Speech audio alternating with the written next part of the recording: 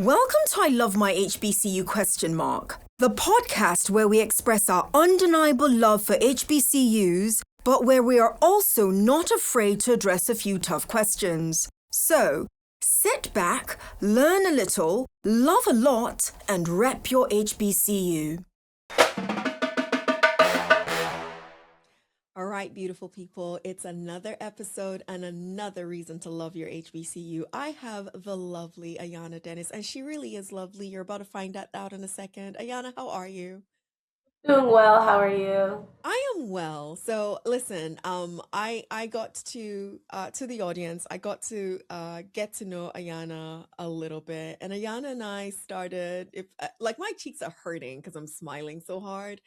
Ayana, I asked Ayana where she's from, and Ayana's from Galloway, New Jersey, and I'm like, where is? I never heard of it, and so she gave me a little bit of a beautiful history lesson, and I want to bring the audience into the history lesson if that's okay.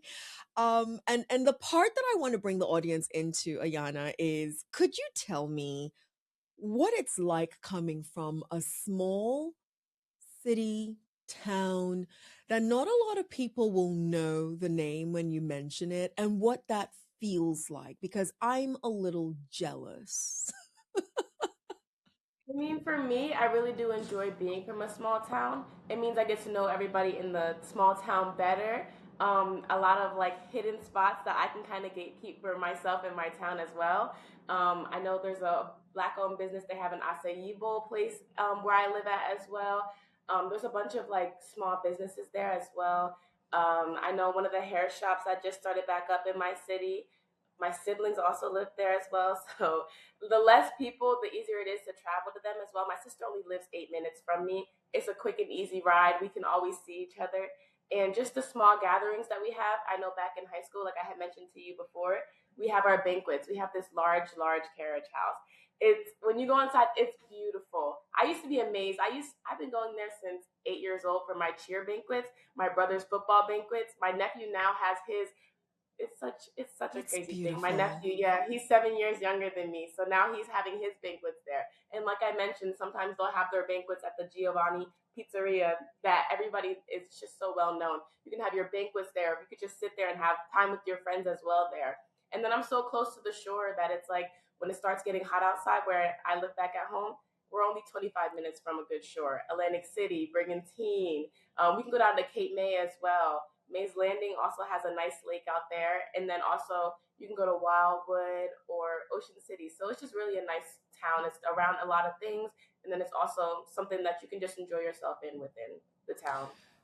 Ayana, thank you so much for indulging me. The reality is, I said earlier on that I'm a little jealous, and I mean that.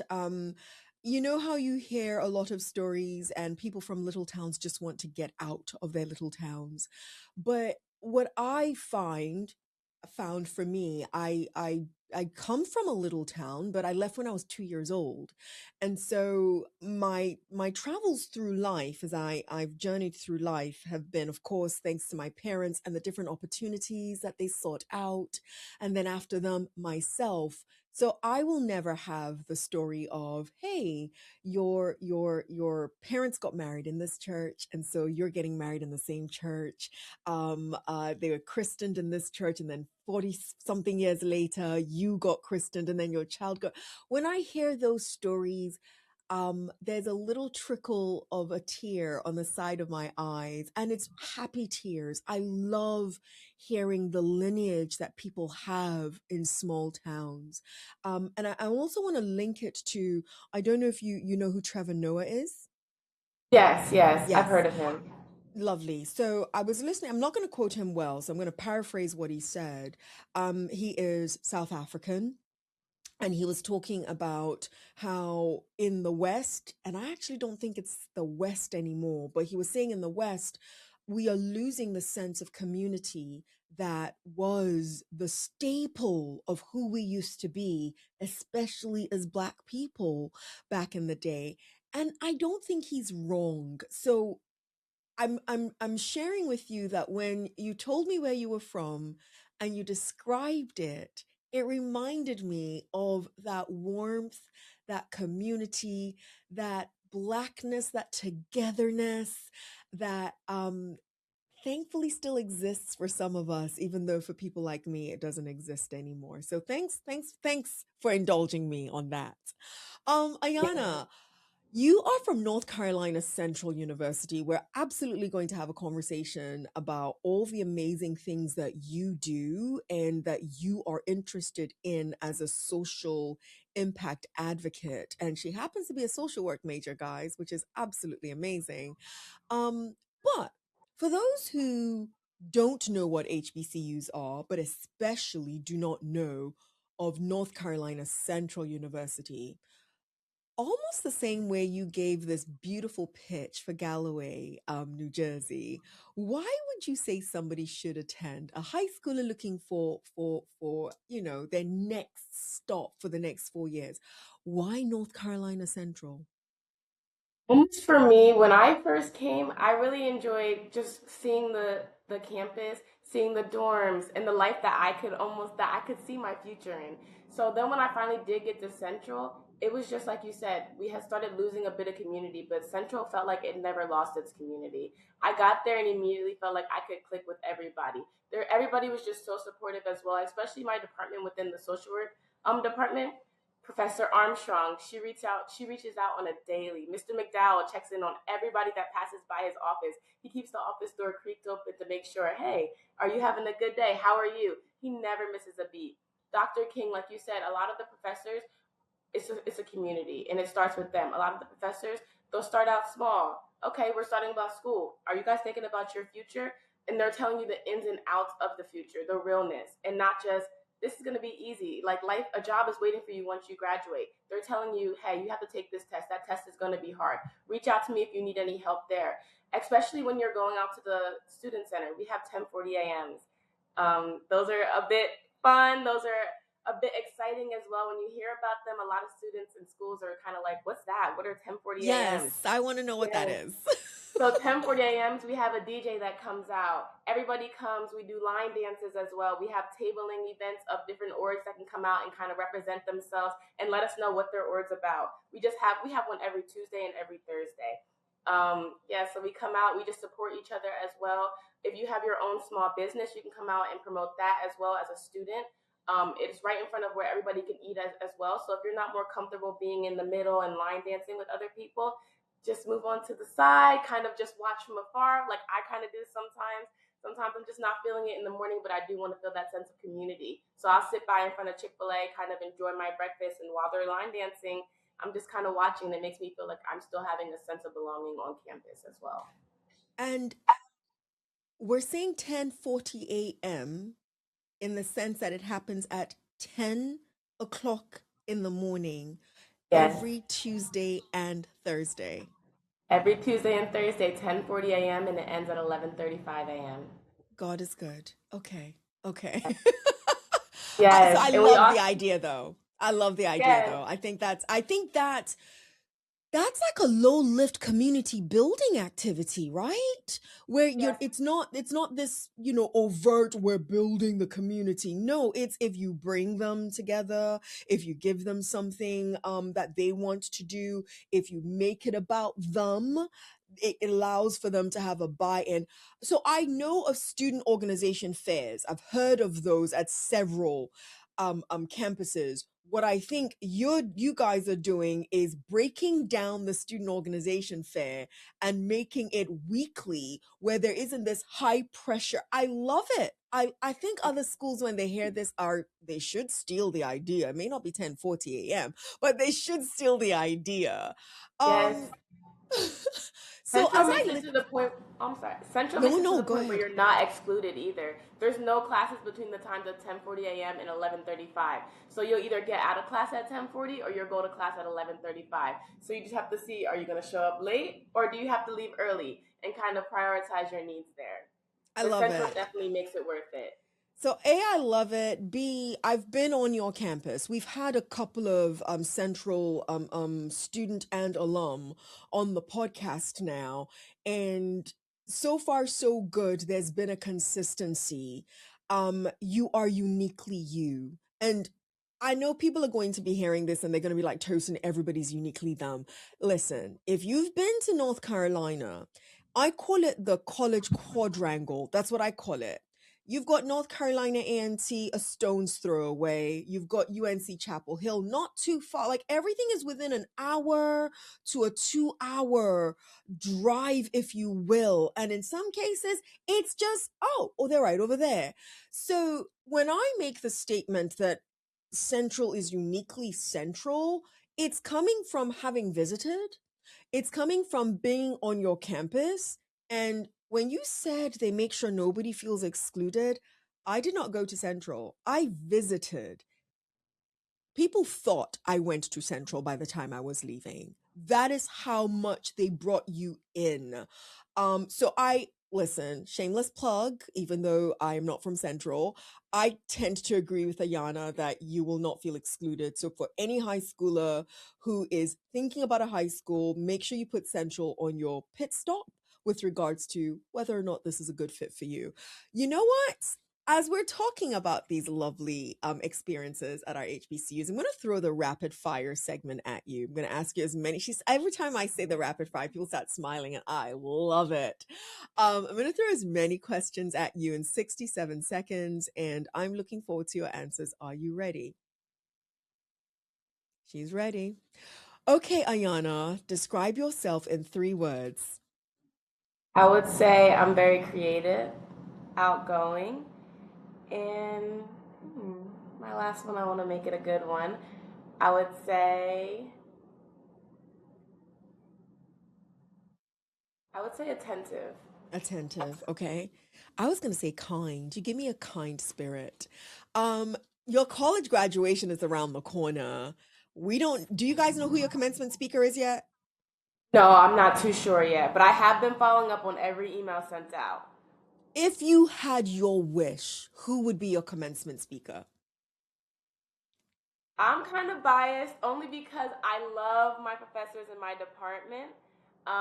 Yes, so I would definitely say Miss Laura Armstrong. She's helped me a lot throughout all my whole journey at NCCU. Ever since I got switched over to the Department of Social Work, I would just say she has so many things to say for every student. Even if you're not a social work major, the career fairs we have, the department fairs that we have. She has so many things to say, so many things to uplift. I know I go to her a lot to speak about a lot of things, and she's always a listening ear. So I would definitely say she's one of those that I would have somebody to speak there. I was just told that my rapid fire segment is gone because Ayanna took like 2 minutes to answer one question. But Sorry. I'm still going to throw one last one in. What's your unpopular opinion about HBCUs?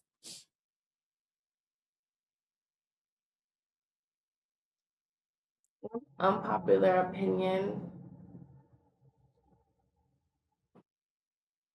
Like you said earlier, that we don't have a community. I think we have one of the biggest communities and one of the biggest support systems within HBCUs. And not even just supporting one HBCU. Like I go to Central, I've been to some meetings that have Shaw University, Elizabeth City State University, and we're all one community. It's not one against the other. We might joke around like you said, A&T is down the road. Oh, go Eagles. Eagles are better than Aggies, but at the end of the day, we both all come together and it's one big giant community and we support each other. I love it. I love it. So we said earlier on, and listen, I typically like you to shout out your professors. What I love about Ayanna Dennis, from the word go, you have been shouting out so many professors and so many people, especially in your department. And as a administrator and faculty member at an HBCU, who knows that oftentimes we are doing a thankless job. Thank you, Ayanna, for literally mentioning how those people have impacted your journey along the way. So I didn't ask you, but listen, Laura Armstrong, that was the last name you mentioned. Go you. You are from Galloway, New Jersey. You ended up at North Carolina Central. And as we just said, if you know North Carolina, there's 75 million HBCUs in North Carolina as in Alabama. Why North Carolina Central? And here's what I mean by that. You sound like a young lady that could have gone anywhere. Give us your your college selection journey. How do we get from Galloway to Central? So one day, my mom had came to me because she worked for the Board of Education in Atlantic City, and she was like, "Hey, they just came to my job. They told me they're doing an HBCU tour along the whole East Coast. Is this something that you want to do? I want you to do it, but I'm not going to force you." And I was like, "You know what? My uncle went to Howard. He's been talking about HBCUs to me. I was like, this is something that I'm truly interested in." We started out in Virginia. We went to Norfolk State. We also went to Morgan State. Where else did we visit? I know we visited NCCU. That was one of the biggest. That's when my inspiration really hit. I'm taking notes. I'm giving my transcript away. Like I'm taking everything in on campus. I'm taking it slow. I'm behind the whole tour because I keep stopping, trying to look at everything, asking students questions like, "Hey, why did you choose Central? This is a really nice campus that I really wanted to see." Hampton University was another one that we stopped at. We had stopped at Howard University. One of our last stops was George Mason, and then we seen the basketball game there. But my mind, I brought a sweater from North Carolina Central, and I wore it ever since then. Ever since I left that college tour, I wore that North Carolina Central University sweatshirt every day in high school. And then that's when I decided to start doing my research. And I originally had came for criminal justice because they had one of the best programs as well. So then I just kept doing my research. I kept looking at Instagram pages, looking online about different things for Central. I seen the Miss and Mister, and I was like, this is something that I can see myself at. This is somewhere I can see myself growing at as well. So you noted that you started off as a criminal justice major, and I want to get to that in a second. Can you talk about how important these HBCU tours are? Um, I don't know if other groups of institutions do tours of their college campuses the way the HBCU tours do it. And I know most HBCU tours are not linked with any HBCU itself. It's these different organizations that have taken it upon themselves to make sure graduating high schoolers are aware of the HBCUs around. And every time I hear that a student went on an HBCU tour and it is during that tour that they got introduced in real time to a particular institution, I wonder if the organizers of HBCU tours know how important their service is and what they're doing. How important do you think those HBCU tours are?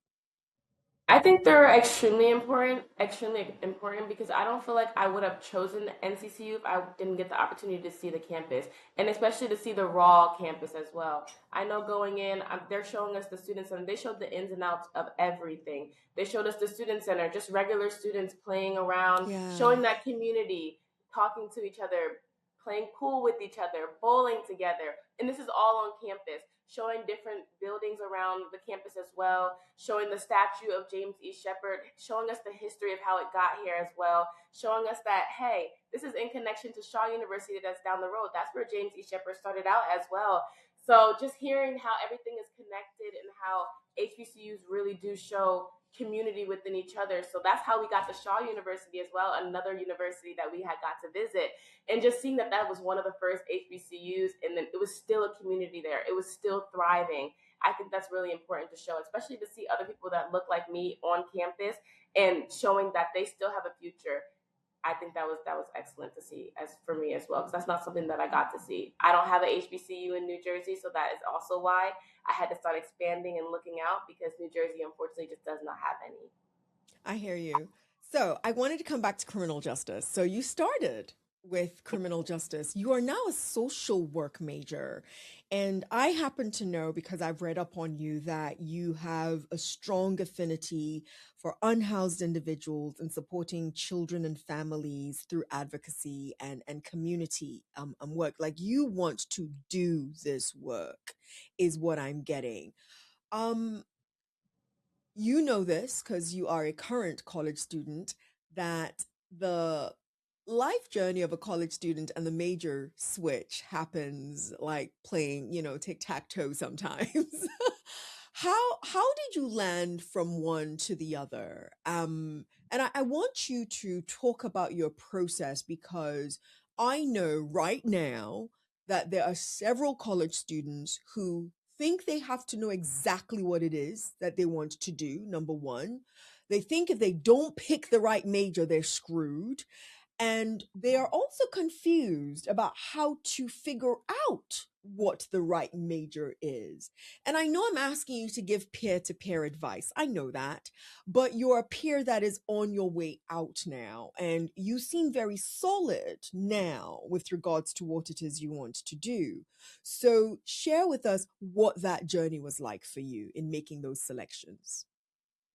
For me, one of my first things was I talked to my uncle. He asked me when I first got here, my criminal justice, why did I want to be a criminal justice major? I wanted to be an attorney or I wanted to be a detective.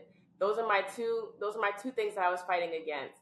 So when I started becoming a criminal justice major, I didn't take any of the core classes yet, but I did attend a major fair. So I do want to repeat, definitely attend those major fairs. Definitely look out, and if you're still unsure about your major, I would look around and get connected with other departments as well. See if this is something that they can offer you and it goes down more your field. So like I said, I attended the major fair, and so long and behold, Professor Armstrong was at the major fair. I was speaking to her about social work and what I could do with social work, and I wanted to be able to help people. So instead of kind of crime was one of the things that I did want to do, but I truly wanted to just be able to help people. If they were in any type of struggling like atmosphere or point in their life that I was able to turn around for them and something could get better for them, I wanted to be that person that could help them. So that's why I kind of switched over. I was looking into the criminal justice department, seeing if there was still something that I could do along those lines with my degree. And then it just kind of seemed like social work had more of a variety and there was more I could do with it. So I ended up switching over to my social work. I ended up speaking to a people in the social work department, a few of the students as well. That's when I had joined the social work society my freshman year. And I was speaking to the presidents there, and I was speaking to the members, and that were social work majors. What do you guys want to do? And they were telling me a bit of what they wanted to do. A few of them mentioned forensic social work. A lot of them said that they wanted to go into CPS and just different things. So then that's when I started to volunteer with them. So then comes the next year. I had switched my major by the time my sophomore year came around. I started taking my actual core classes with social work professors as well. And this is when I knew this is something that was going to be for me. Reaching out and definitely helping the community, that was something I knew. We went to the Ronald McDonald House. Like just seeing the families that do get to live there and every little bit that we come in there and help out, it goes straight to them. This helps them. Something in my heart knew this was going to be for me. So I stick. Ayana, I hear three things. I went, if you're watching and not just listening, my fingers went up. It was initially one. I hear three things. I wrote down, keep asking why. That's the first thing I wrote down. And then the second thing I wrote down is a major fair, because believe it or not all campuses have major fairs. I think they should. I think that would really, really help students. And then the third thing I wrote down was don't just stay in the textbook. And I really liked that part because the part that really struck me from what you said, and I really, really hope any student who is listening to Ayana, who's hearing me speak right now, is reminding themselves that, hey, listen, I don't need to have everything figured out, but I can explore. And you can't explore just by the textbook. You can't explore just by the classes. The class content, if that's all you focus on, I think all it's going to prepare you to be is be a good professor. That's it. If you if you're trying to like get out there and do the work, you might want to start talking to people who have actually done this. You might want to start talking to your peers, listen to what inspired them, what they're looking to do. That was what struck me. And you actually mentioned sites that you visited that actually emboldened for you that this is for me. You have an affinity for unhoused individuals. I call it, listen, and she's going to hear this. This is a friend of mine who's going to hear this. I used to call it homeless, and she reminded me recently when I we had a conversation about homelessness and homes and a number of things that surround it. And she said, Tosin, remember my mother was homeless for a few months, and I knew her mother at that time, so it's like I knew her. And you couldn't tell that she was homeless, Tosin. She had a full-time job. She went to work every morning and came home. And it speaks to a bigger volume of how one can be fully employed and doing all the right things in society and still cannot afford to have a home. And so from that moment, I've started cautioning myself of not just calling it homeless but unhoused. So I'm not correcting your language, by the way. I'm just explaining and sharing with you why I made the switch from calling things homeless to unhoused, because I found out for Tosin, and I may be speaking for more than just me, that when I use homeless, there is an image that comes to mind, and the image isn't actually always right. And then when I use unhoused, it is an umbrella that covers every image that I could think of. Ayanna's popular, guys. That's why you're hearing the buzz. um, Ayanna, you have an affinity for unhoused individuals. Where does that come from and why? So one of the main reasons I living back at home, one of the fewer jobs that I could get was on the Atlantic City Boardwalk. We have a huge need of people that are unhoused out there. A lot of the times I'll be coming off. I work at the Steel Pier, it's an amusement park that's on the boardwalk. I'll be coming out and they're always sitting there, and it's the same people all the time, just sitting on the boardwalk. A lot of the times, people tell them to get off the boardwalk. It kind of made me feel sad. Whenever I came out and I did make any tips of anything, whatever I could provide is something that I wanted to give them. Me coming 16, I'm 17, there's not much that I can give out. And I knew at that time I couldn't make too much of a change in their life. But sometimes all they want to do is have a conversation and be treated like a normal person. Rather than a lot of the times people are just kicking stuff at them or laughing at them because Yeah. you don't know what their situation is. That's why a lot of the times I don't say you can't judge the people that are unhoused because you don't know what happened to them. You don't know their story. A lot of times people could be living like we're living right now. And at the snap of a finger, we could be just like them because things happen in life and you never know Yes. what could happen. It could be medical issues. You're no longer able to work for yourself. Yes. So a lot of the Yes. times I'm sitting there as I'm coming off of work, I'm just having a short little conversation with them. Yeah. How's your day? Can I buy you pizza? If I had something left over within any of the tips that I've made, I'm giving it away to them. If there's something that I can help them with, I want to be that person that can help.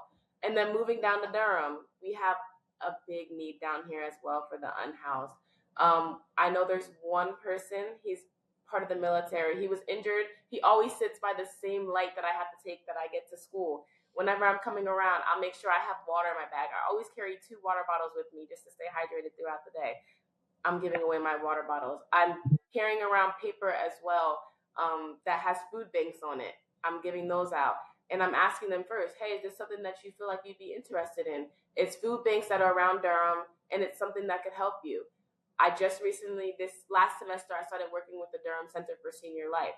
They have boxes specifically for the unhoused that only if you're unhoused, you can come in, you can ask for this as well. We make sure we check it's not too many questioning that we're going to do because we don't feel like too many people would lie about it. Mm, So, yes, mm. you can have a bag for that. I make sure to take as many pamphlets as I can and stack them up in my car. So, whenever I am riding down downtown Durham, I'm able to help and see. Once I see somebody, hey, is this something that you can help? Tuesdays and Wednesdays, they have food drives at the churches. I just, it's just something that I'm really passionate about helping with as well. The downtown Durham Library, around the corner on the other street. It's a line. It's a whole strip of unhoused people. They always have a fireplace going because it does get extremely cold out there. They have a fireplace going. I know one time I kind of partnered with the Community Health Coalition. When I finished the meeting with them, I asked them, "Hey, is there a few bags that I can take? I know there's always the unhoused that sit out there and they just always in need of something and sometimes just a conversation. So I sat out there as I'm riding past. They want to have a few conversations. I don't even mind. I have spare time. I'm not in a rush to really go to too many places. I was just heading back to campus. I have time to stop. I can talk to you guys. That's a lot of the time they're not looking for something. They're not looking for to take something from you. Sometimes they're just looking to speak to somebody that they may be able to call a friend, or even just some resource that you can give to them.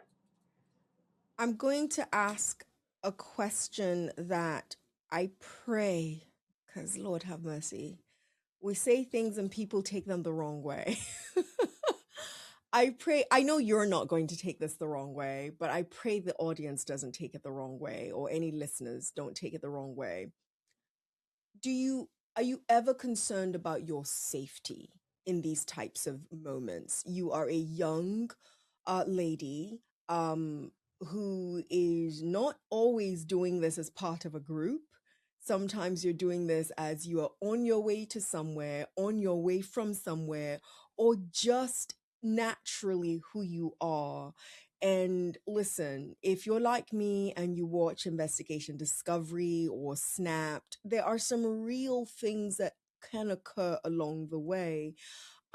Are you ever concerned about your safety? And let me be clear, the reason why I paused before I started the question, listen, there are threats to one's safety regardless of where you are. I am very, very clear on that. So I'm not making the assumption that just because you are around unhoused people that that's more, but you are a young college student. I know for a fact that there's some college students who are listening to you right now and they're going to be like, "Oh my gosh, that's simple. When I think of social impact and social issues, I'm thinking of big things." No, Ayana's doing some simple things that could help somebody. I'm inspired to do the same. But then they could get a little cautious like, wait, hold on. What if X and what if Y? Can you speak on that? Well, I do hear that a lot about my safety concerns.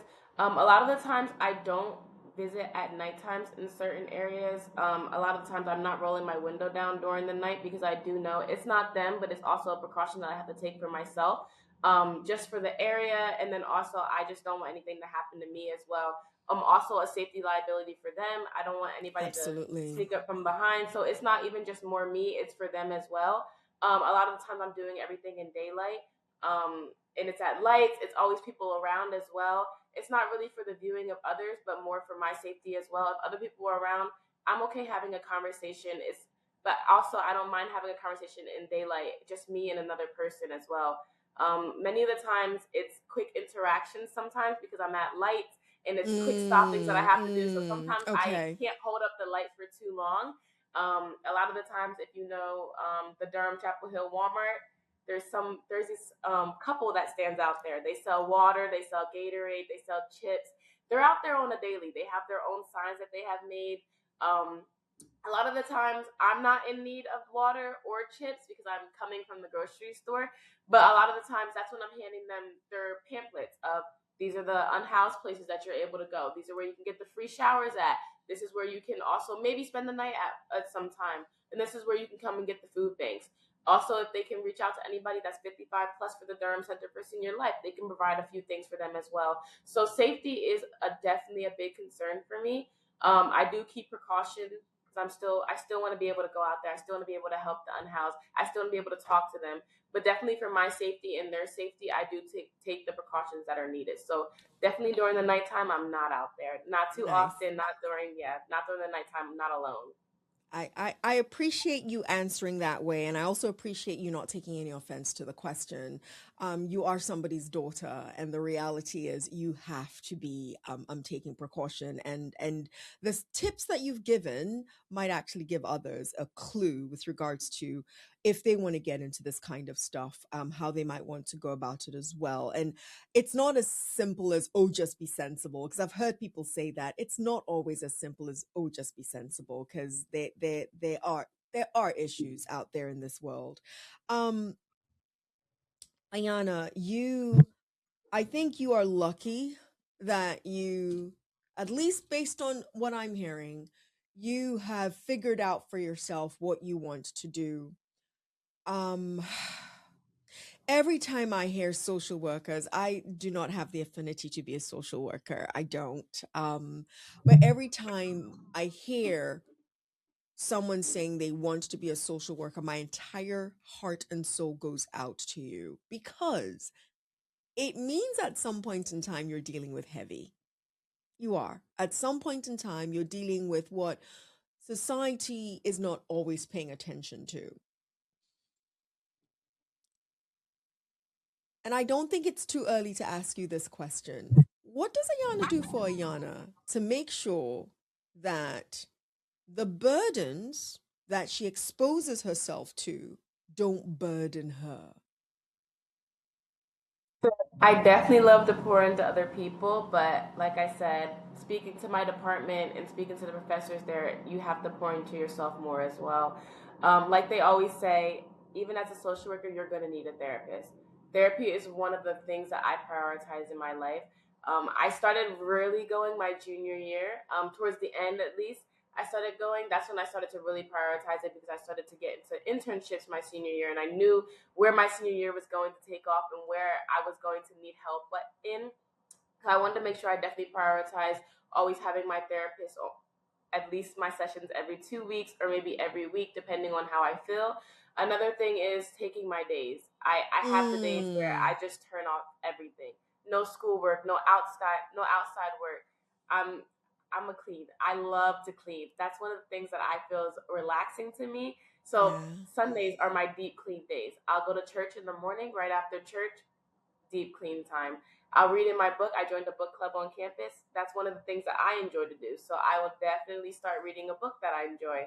Another thing, I just started a puzzle. Me and my roommate are creating that puzzle. So definitely prioritizing things that I find and enjoy within myself, and finding those moments that I can do something for myself gonna that everything makes me happy that I'm doing as of right now within school or within community service as well. But then something that just pours straight into me. So yeah. I love that. What's your favorite book that you've read in a while? Maybe not your favorite book of all time, but what's a favorite book that you've read recently that you would recommend to someone?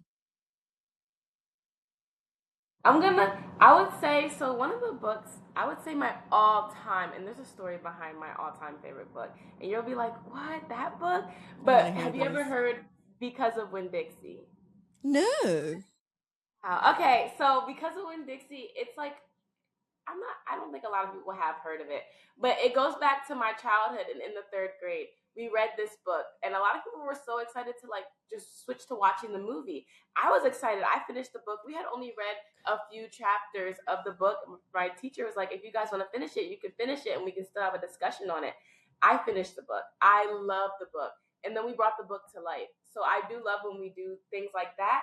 So we had there's peanut butter sandwiches with pickles. We brought those to life. It does sound a little crazy, I'm but listening. peanut butter sandwiches with pickles, and we brought those to life. And the teacher had brought the whole book to life. So we had the peanut butter sandwiches with pickles. We had the drinks, which it was like a very spontaneous drink in the book. And there is a movie to it if you do want to give the movie a watch if you're Okay. not more into books. But Okay. I think that would just be my all-time favorite book, of all time, only because of the fact that we just brought it to life that time, and so many memories come from it. And I still will read the book, and I still will watch the movie, but I prefer the book over the movie. But definitely, I would Because give of it. Winn Dixie. Who is Winn Yeah, I would Dixie? consider it. So when Dixie is the dog, so Oh, yes. But so there was this dog that had been left and abandoned on the street. And the daughter had found the dog, but her father was a preacher and he said that they didn't have any time for the dog. So she had brought the dog into the house, started taking care of the dog, and the father had started to find out and was like, "We can't take care of the dog. I told you we can't have this dog." And then he was like, "The dog's not behaving. The dog keeps misbehaving. I'm not keeping this dog." And kept trying to kick the dog out the house, but it's just more giving chances.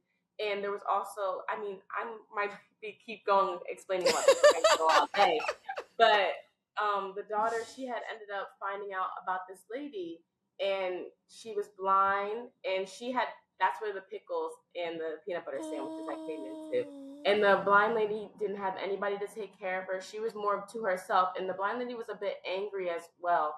But once the daughter kept coming around and kept speaking to her, things just started to switch and change with her. And she started to have community parties, and it just really brought the whole community together, all because together. she had found a dog. Because of Winn Yes, Dixie. yes, I all love because of it. Winn Dixie. So Oh yes. my gosh, I love it. I absolutely love it. I don't know if I'm going to go and get because of Winn-Dixie, but I think I will actually. I have an It's one of 8-year-old those. niece. Do you think she would like it? Yes, it's one of those warm comfort books that I feel like you could read for somebody as well. I'm going to get it. I'm going to read it together with my 8-year-old niece. She's a reader. She prefers reading over television, so I'm going to get that for her. Oh, that's beautiful. I If I may, I know you didn't ask me, but if I may, I'm going to try to get your information and send it to you. There's a book called Don't Sweat the Small Stuff, and it's all small stuff, and it's by Richard Carlson. I call him my therapist. This gentleman, I've never met him, by the way, and he has passed away, but I still call him my therapist. I When we get offline, I'm going to tell you why I think you have to have a copy of that book, because I think you're going to love it. Listen, I think I could talk to you like forever. You're easy to talk to, and you've given so many gems without even realizing it, especially for current students as they look towards graduating. And it makes me ask you this. This I have to ask you this. I've heard recently that we as a community don't do a good job of supporting recent grads. If you had one request, you're not graduated yet, it's going to happen soon. You don't know what it's going to be like yet on the other side. But if you had one request of, I wish I could still X after I graduate, what would it be, Ayana? I would say after I graduate, I'm hoping I could still pour back into the students on campus and touch. No, no, no, no, no, No, no, no. no, no. We want to make this about you, okay? Okay. Listen, Ayana, it is very clear to anybody listening, and clearly anybody who knows you on your campus, you are going to come back and pour back into the students. So we don't need to wish that. I want you to make it about something you need for you, based on what your experience has been through college. I wish I could still X after I graduate. What would your X be? Would you say this is something pertaining that I can't do on campus anymore because now I'm graduated? Or Potentially, it's up to you, potentially, but it can't be about you pouring into others. That's my only request, is that it can't be about others. It has to be about Ayana. I would say after I graduate, Um, sometimes I'm still wishing it was freshman year with no responsibilities. Sometimes I'm wishing it was then. Like sometimes I'm wishing, hey, let's go to 1040. Oh, we all have free time. So sometimes I'm just wishing back to that. But I'm ready to graduate, ready to see what the next life holds for me. So, what I picked up from what you said is that I wish I could still have some free time that is unencumbered. I'm going to call it, I wish I could still have my 1040.